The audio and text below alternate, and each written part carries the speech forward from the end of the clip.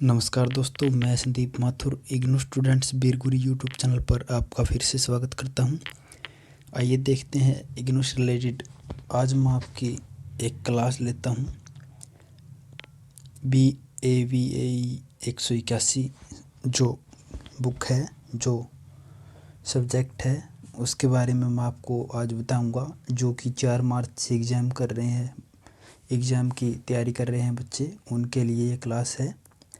आप देख सकते हैं। वैसे तो मैं कोई टीचर वगैरह नहीं हूँ, बस आपके लिए थोड़ी बहुत हेल्प करूँ तो मेरा ये सौभाग्य होगा। आइए शुरू करते हैं। इकाई 1, हमारा पर्यावरण। पृथ्वी एकमात्र ऐसा ग्रह है जहाँ जीवन का होना ज्ञात है। यानी कि पृथ्वी एकमात्र ऐसा ग्रह है जहाँ हमारा जीवन यानी कि मनुष्य का जीवन संभव है। पृथ्वी की विशालता के बावजूद जीवन उसके बहुत ही संकीर्ण क्षेत्र में पाया जाता है, जिसे जीवमंडल कहते हैं।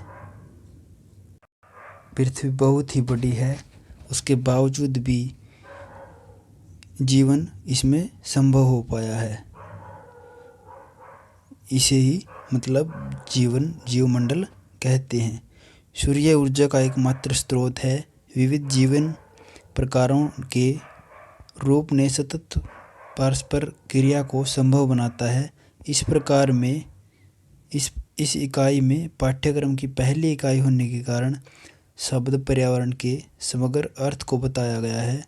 व्यापक शब्दों में पर्यावरण में जीवों से प्रभावित वह प्रत्येक चीज़ जिसमें भौतिक और सजीव दोनों कारक सम्मिलित होते हैं। भौतिक और सजीव कारकों के बीच क्रिया और परस्पर क्रिया से संबंधों का एक तंत्र बनता है, जिसे पारिस्थितिकी तंत्र कहते हैं। इस इकाई में यह भी बताया गया है कि हम जीवों के रूप में किस प्रकार पारिस्थितिकी तंत्र के अन्य सजीव और निर्जीव घटकों के साथ परस्पर क्रिया करते हैं। सदियों से मनुष्य ने पृथ्वी और पर्यावरण को वस्तुतः असीमित साधन बनाया है, लेकिन सूक्ष्म और क्रमिक परिवर्तनों ने हमारे पर्यावरण को अनेक भिन्न तरीकों से परिवर्तित किया है। परिवर्तनशील परिदृश्य में पिछले वर्षों में विशेष रूप से औद्योगिक क्रांति के बाद से मानव जनसंख्या वृद्धि का उल्लेख किया गया है। हम आशा करते हैं कि इस इकाई से आपको पर्यावरण और उसके विभिन्न घटकों को बेहतर तरीके से समझने में सहायता मिलेगी। यह इकाई आपको अपने पर्यावरण के प्रबंधन में और इसे भावी पीढ़ियों के लिए स्वस्थ रखने के लिए अपनी बुद्धि और कौशल का उपयोग करने में सक्षम बनाएगी। आइए देखते हैं अगला पेज।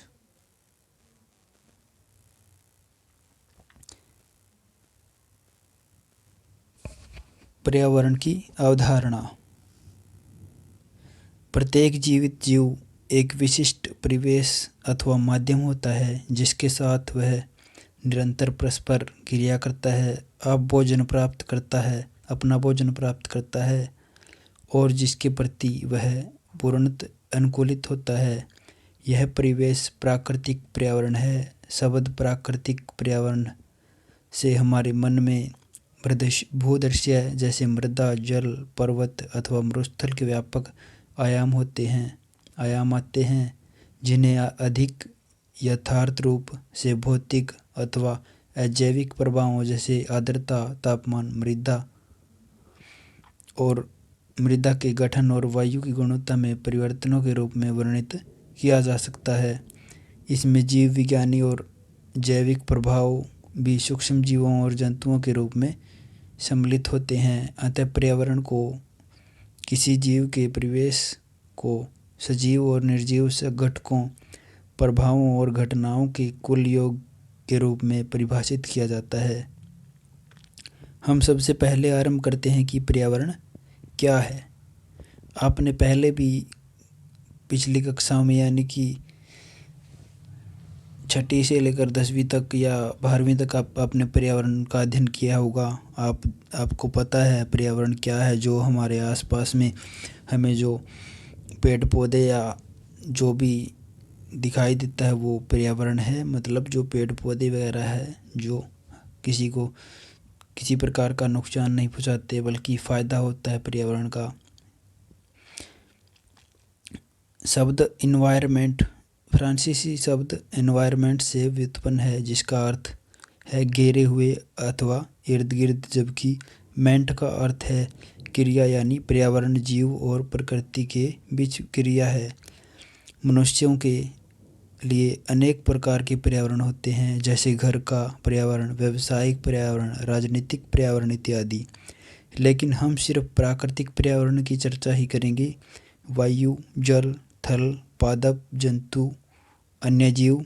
प्रकृति में कोई भी जीव अपने पर्यावरण से परस्पर क्रिया करके उसे प्रभावित करता है और उसके द्वारा प्रभावित होता है। अतः पर्यावरण वायु, जल और थल का कुल योग है।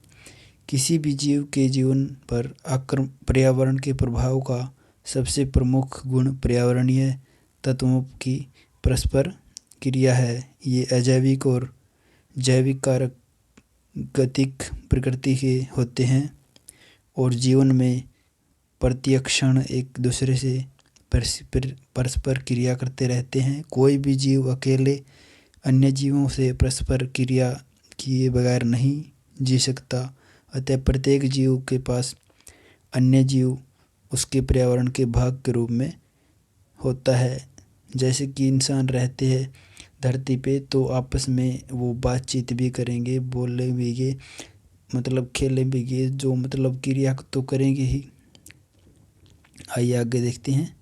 आप जानते होंगे कि प्रत्येक जंतु अथवा प्रत्यक्ष अथवा अप्रत्यक्ष रूप से पादपों मूल रूप से हरे पादपों पर निर्भर होता है जो अपना भोजन स्वयं बनाते हैं। पादप भी कुछ बातें जैसे पुष्पों के परागकण और फलों तथा बीजों के प्रकीर्णन के लिए जंतुओं पर निर्भर करते हैं। आइए अब हम पर्यावरण की अवधारणा को एक उदाहरण से समझने का प्रयास करेंगे। क्या आप तालाब में एक कार्प मछली के पर्यावरण की पहचान कर सकते हैं? उसके पर्यावरण में अजैविक घटक जैसे प्रकाश, तापमान और जल है, जिसमें पोषक ऑक्सीजन, अन्य गैसें तथा कार्बनिक तत्व घुले रहते हैं। जैविक पर्यावरण में सूक्ष्मदर्शी जीव जिन्हें पलवक कहते हैं और जलीय। ये देखिए, आप देख सकते हैं एक तालाब है जिसमें मछली का पर्यावरण है। पादप तथा जंतु एवं अपघटक सम्मिलित हैं। पादप विभिन्न प्रकार के जैसे प्लावी, निमग्न तथा आंशिक रूप से निमग्न पादप और तालाब के किनारे उगने वाले वृक्ष सम्मिलित है।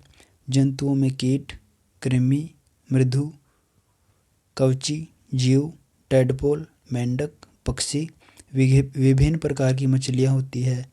अपघटक मृतपोषी जैसे जीवाणु और कवक। अभी तक आप ये समझ गए होंगे कि पर्यावरण स्थैतिक नहीं होता। जैविक और अजैविक कारक में प्रवाह और निरंतर परिवर्तनशील रहते हैं। जीव पर्यावरण में हुए परिवर्तनों को एक सीमा तक ही सहन कर पाते हैं, जो उनका सहनशीलता विस्तार कहलाता है।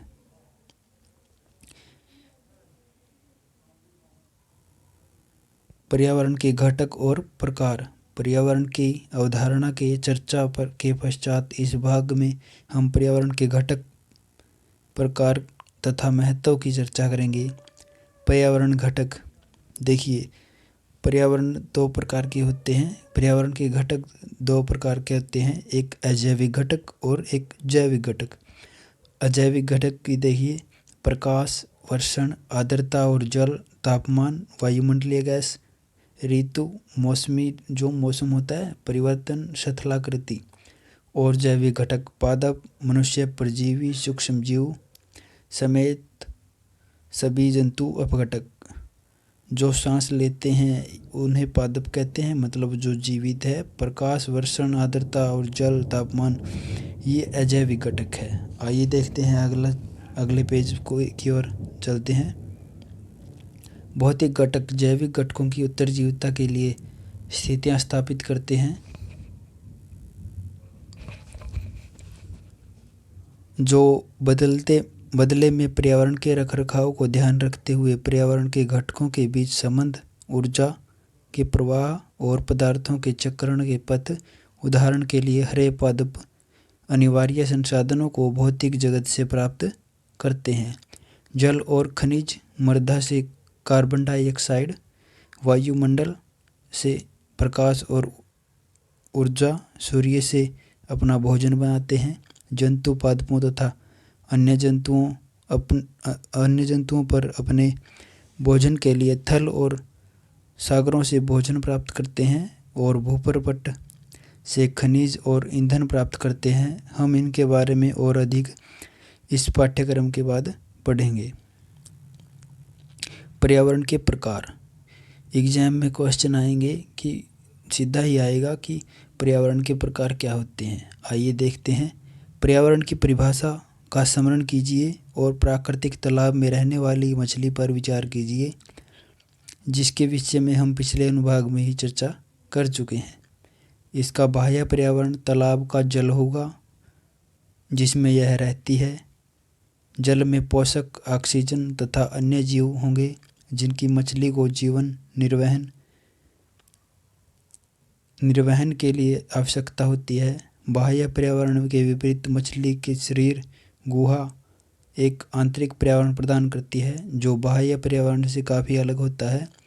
शरीर की सतह मछली के आंतरिक और बाह्य पर्यावरण के बीच में विनिमय अवरोधक का कार्य करती है। आंतरिक पर्यावरण बाह्य पर्यावरण की तुलना में अपेक्षाकृत स्थिर होता है। यद्यपि रोग और अक्षति अथवा पर्यावरण तनाव भी इसे अव्यवस्थित कर सकते हैं, लेकिन जब अव्यवस्था के कारण दूर किया जाता है तो आंतरिक पर्यावरण अपनी मूल्य स्थिति में वापस आ जाता है। वह तालाब जिसमें मछली रहती है उसका प्राकृतिक पर्यावरण है।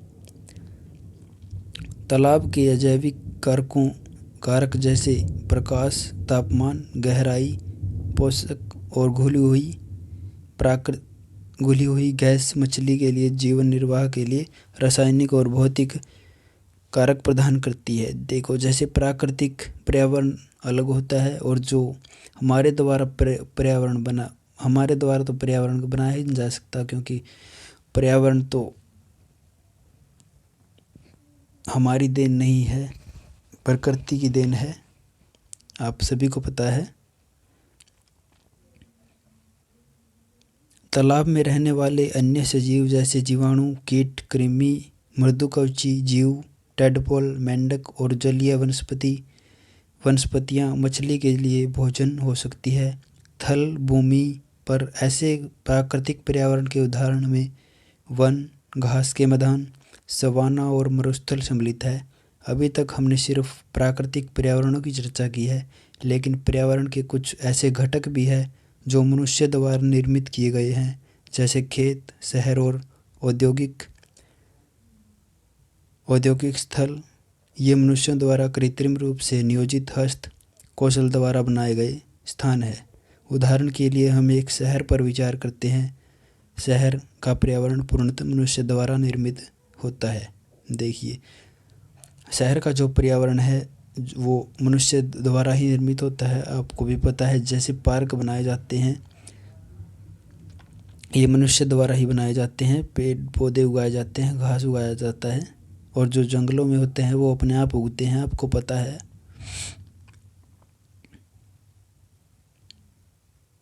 शहर का पर्यावरण पूर्णतः मनुष्य द्वारा निर्मित है। एक सबसे महत्वपूर्ण घटक जल को सरिताओं जैसे सीधे नहीं लिया जाता, बल्कि पहले उसका निस्पंदन और शोधन करने से फिर पीने तथा अन्य नगरपालिका के कार्यों के लिए उपयोग किया जाता है। उपापचयी अपशिष्ट और कचरे को स्थानीय रूप से निस्तारित नहीं किया जाता, बल्कि सुदूर स्थानों पर शहर से दूर उपचार अथवा संक्षेपण के लिए ले जाया जाता है। शहरों में आमजन के लिए भोजन अक्सर ग्रामीण क्षेत्रों से आता है। आपको पता है शहरों में भोजन जैसे गेहूँ या जो भी अनाज वगैरह है वो गांव से ही जाता है, दूध भी गांव से ही जाता है, आपको पता है। मनुष्यों द्वारा बनाया गया पर्यावरण अत्यधिक मात्रा में पदार्थों और ऊर्जा का उपयोग करता है और इसके लिए देखरेख, निगरानी और प्रबंधन की आवश्यकता होती है। आप देख सकते हैं प्राकृतिक पर्यावरण, महासागरों, झीलों, तालाबों, नदियों, वनों, घासों के मैदान, रेगिस्तान इत्यादि। मानव संशोधित पर्यावरण बागानों, वृक्षारोपणों, अभयारण्यों, बागों। आप देख सकते हैं जो बागान लगाए जाते हैं, वृक्षारोपण किए जाते हैं, अभयारण्य लगाए जाते हैं, बाग लगाए जाते हैं, वो मनुष्य द्वारा मानव संशोधित पर्यावरण होता है। और जो प्राकृतिक पर्यावरण है, जो महासागर होते हैं, झील होती है, तालाब होते हैं, नदी होती है, वन होते हैं, घास के मैदान होते हैं, रेगिस्तान होते हैं, ये प्राकृतिक पर्यावरण है। और जो मानव रहित पर्यावरण है, उद्योगों, शहरों, मानव निर्मित पर्यावरण है, उद्योगों, शहरों, कस्बों, खेतों, कृत्रिम झील, बागों, ये होते हैं मानव निर्मित पर्यावरण। आइए देखते हैं जीवन के लिए पर्यावरण का महत्व। जीव चाहे किसी भी प्रकार के पर्यावरण में रहते हैं, उन सभी को अपनी उत्तरजीविता के लिए जीवन निर्वहन तत्वों की आवश्यकता होती है। इनमें वायु, जिससे हम सांस लेते हैं, भोजन और जल, जिन्हें हम ग्रहण करते हैं, और आश्रय, चाहे प्राकृतिक अथवा कृत्रिम आवास है, सम्मिलित है। पर्यावरण का एकमात्र ऐसा स्रोत है जो इन समर्थन निर्वहन करने के लिए तत्वों का प्रदान करता है। हम भूमि का उपयोग फसलें उगाने के लिए करते हैं। मृदा पादपों की वृद्धि के लिए आवश्यक पोषक प्रदान करती है। भूमि प्रकार किसी क्षेत्र में पाए जाने वाले मृदा प्रकारों का निर्धारण करता है, और समय मृदा एक स्थान से दूसरे स्थान पर भिन्न होती है। कुछ मृदाएं पोषकों से समृद्ध होती है और अन्य में उनकी कमी होती है। जिन मृदाओं में पोषकों की कमी होती है, उनमें उर्वरकों को मिलाने की आवश्यकता होती है। जलवायु तथा अल्पकालिक मौसम परिवर्तनों की पहचान मुख्य रूप से पवन, तापमान, दाब और वर्षा से होती है। इनका निर्धारण वायुमंडल के गुणों से होता है। वायुमंडल की वायु सजीवों को ऑक्सीजन प्रदान करती है, जबकि बगैर अधिकांश जीवों का जीवन खतरे में पड़ जाएगा। देखो, आपको भी पता है जो किसान होते हैं वो खेतों में खाद वगैरह डालते हैं, DAP वगैरह डालते हैं, यूरिया वगैरह डालते हैं। वो ज़्यादा पैदावार के लिए भी डालते हैं, और जो कीटनाशक होता है वो उनको मारने के लिए, जो फसल को नुकसान नहीं पहुंचाते, जो उनको मारने के लिए भी ये दवाई डाली जाती है। आइए आगे देखते हैं मानव पर्यावरण संबंध। जैसा कि हम पिछले अनुभाग से जानते हैं कि सभी जीवित जीव अपने निर्वहन और जीवन के लिए अपने तात्कालिक परिवेश पर निर्भर करते हैं। यदि हम मानव सभ्यता के लिए इतिहास को देखें तो दो भिन्न स्थितियां दिखाई देती है। पहली स्थिति ये है कि मनुष्य ने विद्यमान पर्यावरणीय परिस्थितियों के साथ सामंजस्य, समायोजन अथवा अनुकूलन कर लिया है। जो सामंजस्य या अनुकूलन नहीं कर पाए हैं वे नष्ट हो गए हैं। इसी प्रकार स्थितियां पादपों और जंतुओं में भी देखी जा सकती हैं। जैसे जैसे मानव सभ्यता का विकास हुआ है और आमजन ने प्रकृति को वश में करने के लिए ज्ञान, कौशल और प्रौद्योगिकी विकसित कर लिए हैं। ऐसा पुनर्जागरण और औद्योगिक क्रांति के बाद तेजी से हुआ है। इसने जीवन स्तर को बेहतर बनाने के लिए बना दिया है और मानव जीवन को अधिक सुविधाजनक बना दिया है। यद्यपि इससे पर्यावरण को अपूरणीय क्षति हुई है और मानव समाज के साथ साथ पृथ्वी ग्रह की उत्तरजीविता के लिए भी खतरा हो गया है। इसलिए ये समझा गया है कि विकास और प्रकृति के संरक्षण के बीच एक संतुलन होना चाहिए। इसे अभिगम को श्रेष्ठ तरीके से सतत विकास के रूप में व्यक्त किया जाएगा, जिसके विषय में हम विस्तार से अगले अनुभाग में चर्चा करेंगे। लेकिन अभी हम मानव पर्यावरण का संबंध के बारे में के विभिन्न अभिगमों यानी निश्चयवाद, संभावनावाद और पर्यावरणवाद की चर्चा करते हैं। आइए देखते हैं। देखिए, ये निश्चयवाद है ना, जैसे एग्जाम में क्वेश्चन आएगा निश्चयवाद के बारे में, आप बताइए कि निश्चयवाद क्या होता है। निश्चयवाद की आप व्याख्या करिए या निश्चयवाद की आप परिभाषा दीजिए। यह संकल्पना जर्मनी के भूगोलिकविद फ्रेडरिक रेजिल द्वारा विकसित की गई थी, जिसे बाद में एल्सवर्थ हंटिंगटन द्वारा विस्तारित किया गया था। यह अभिगम प्रकृति मनुष्य को नियंत्रित करती है अथवा पृथ्वी ने मनुष्य को बनाया है की संकल्पना पर आधारित है। इसे पर्यावरणीय निर्धारणवाद भी कहते हैं। देखिए, निश्चयवाद को ही पर्यावरणीय निर्धारणवाद भी कहते हैं। इस अभिगम के अनुसार मनुष्य काफ़ी हद तक प्रकृति से प्रभावित होता है। वास्तव में निश्चयवाद बताता है कि मनुष्य प्राकृतिक पर्यावरण के अधीन, क्योंकि मनुष्य जीवन के सभी आयाम जैसे शारीरिक, सामाजिक, आर्थिक, राजनीतिक और नैतिक, सौंदर्यबोधी, भौतिक पर्यावरण पर न सिर्फ निर्भर है बल्कि प्रभावी रूप से इसके द्वारा नियंत्रित होते हैं। आइए देखते हैं अगले संभावनावाद को। यह शब्द फ्रांसीसी इतिहासकार ल्यूसियन फेवर द्वारा दिया गया था। मानव पर्यावरण संबंधों के अध्ययन में संभावना का अभिगम पर्यावरण निश्चयवाद की आलोचना की एक प्रशाखा है।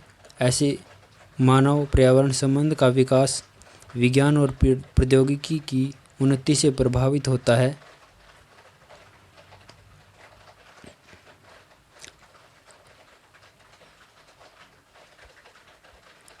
आज आपके लिए इतना ही बहुत है।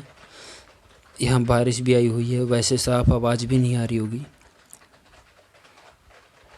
देखते हैं, कल क्लास लेंगे आपकी। धन्यवाद। अगर आपको क्लास पसंद आई तो चैनल को सब्सक्राइब करें और साथ में बेल आइकन का बटन दबाएं ताकि हर एक वीडियो का नोटिफिकेशन आपके पास आ सके और आप इग्नू से सफलतापूर्वक अपनी डिग्री प्राप्त कर सकें। अगर आपको क्लास पसंद आई है तो कमेंट बॉक्स में ज़रूर बताइएगा कि मैं अगली क्लास लूं या ना लूं, मतलब आपके लिए अगली क्लास लेकर आऊं या ना लेकर आऊं।